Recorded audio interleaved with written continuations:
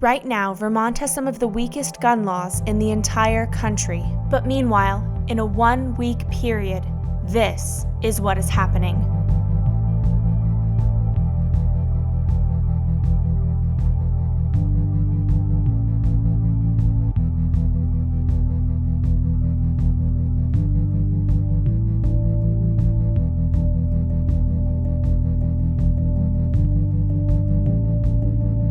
We need to make it harder for domestic abusers and felons to get weapons. About half of the homicides committed in Vermont between 1994 and 2012 are related to domestic violence. Of those 112 domestic violence homicides, 63 were committed with a firearm. So that's 56%. It's not just domestic abusers who have easy access to guns.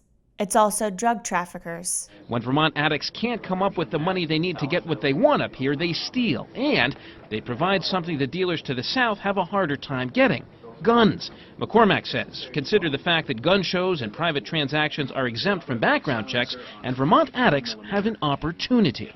Armed robberies have risen over the last few years, from 42 in 2010 to 65 last year statewide. We're having armed robberies 2 or 3 a week.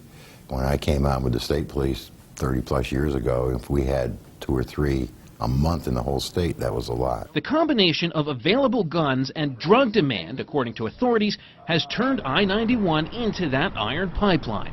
We do have, people who are identified gang members traveling to Vermont to sell drugs and sometimes trade them and get guns. Lawmakers and police say the solution comes in stages. They also advocate requiring background checks for all gun sales, including those at gun shows and any place else. Right now, it's just a quick trip online to meet people anonymously and buy a gun without a background check and no questions asked. Undercover investigations have shown how easy it is for sellers and buyers to avoid conducting or undergoing background checks. Like I said, I don't want to couldn't pass a background check anyway, so. That right there, a lot of people do have that problem, and I mean, just between you and me, there's a lot of people that buy guns that way that probably can't walk into a gun store and do it, but person-to-person private sales, you just sell a gun. You're not like a licensed guy, are you? No. Okay, so no background checks, anything like that? No, I'm just a private person. Oh, that's good, because I probably couldn't pass one. So, yeah, anyway. I probably couldn't either. A year-old group called Sense Vermont has launched what will likely be the most well-organized push yet for gun reform in this state. And the group's president, a Brattleboro mother named Ann Braden, says Sense will bring the same organizational prowess to passing legislation that gun rights groups will bring to defeating it.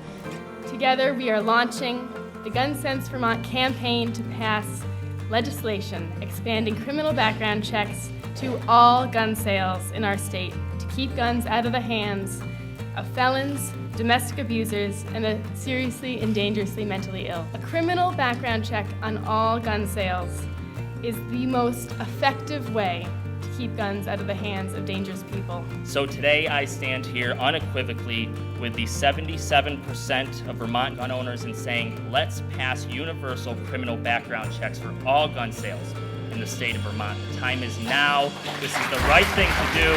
Protecting the life and prosperity of our neighbors, our families, and our children goes hand in hand with protecting the Second Amendment. Together, we are presenting a common sense course of action that is needed for our state, supported by the public, and easy to implement. Vermont can be a leader that is pro-gun and pro-responsibility. The time for action on gun violence prevention has come. Thank you. Join the movement to end gun violence.